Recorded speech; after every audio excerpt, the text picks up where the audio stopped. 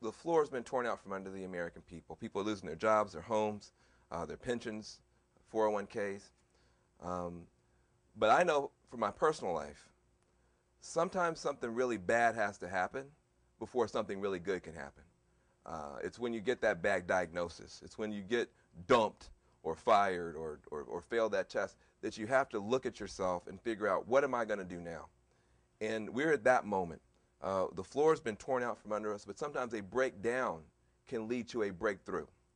And the other thing that's happening is that people got up from those kitchen tables where they were crying and worrying, and they marched into the voting booth. And they gave President-elect now Barack Obama the mandate to take the ceiling off too. Okay, so the floor is gone, but the ceiling is gone too. So we're free as a country to fall or to fly. It's up to us. That funny feeling you've been having for the past couple of weeks since the election is called freedom, okay? That's what that is. Welcome to your new, sorry about that, welcome to the new reality. We can fall or fly. The question is, how do we fly? The reason we were falling was because for at least the past 30 years, we've had an economic model in this country that was by definition not sustainable. It was going to have to come to an end. What was that model? Three features of it.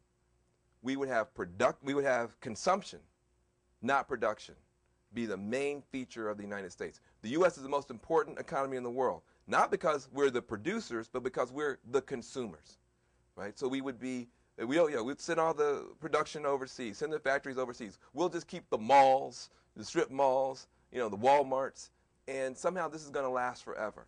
So that was the number one problem. Number two, the idea that we could run the economy forever based on debt and not smart savings and thrift like our grandparents. I don't care who you are. If your grandmama were to come back and see your credit card statement versus your savings account, you would be in timeout.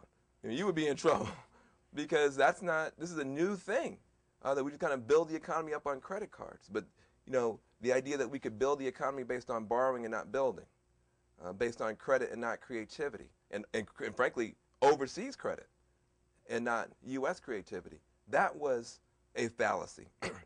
And then lastly, the idea that we could run the economy based on environmental destruction, not environmental restoration. That defines the economy that just collapsed. Consumption-based, debt-based, environmentally destructive and heedless. That is the economy that just collapsed. But its reverse is the economy that we now get to build. That is the green-collar economy, based on production, based on thrift, and based on environmental restoration.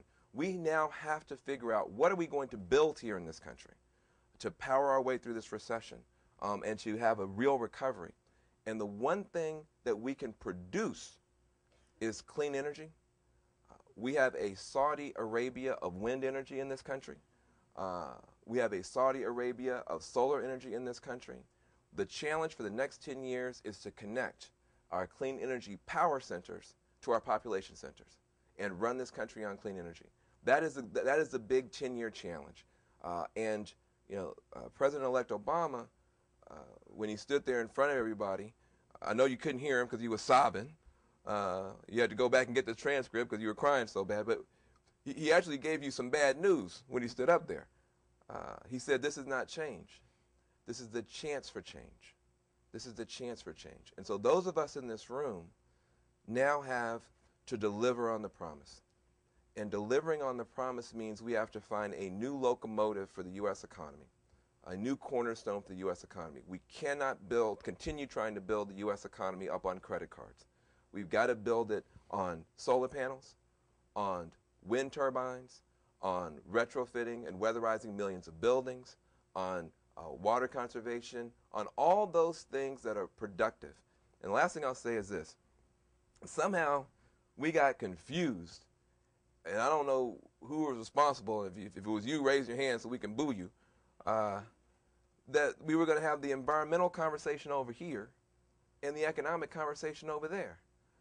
And everything that is good for everything is good for the environment. Everything that's needed to beat global warming is a job. Everything that's good for the environment is a job. Solar panels don't manufacture themselves. Wind turbines don't manufacture themselves. Homes don't weatherize themselves. Every single thing that we need to beat global warming will also beat the recession.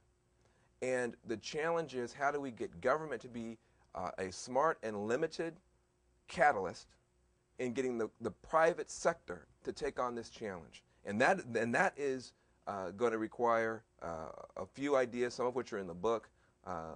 Bracken certainly is articulate about them as anybody in American politics. But that is the challenge, to power our way through this recession by repowering the country with clean energy. Retrofit America, repower America, put people to work, get the private capital to do it, have the government be a smart limited partner in it so we can unleash technology, unleash innovation. And I'm excited, but also a little bit intimidated about the fact that we actually now have people expecting us to deliver, and we don't have that funny guy from Texas to kick around so much anymore.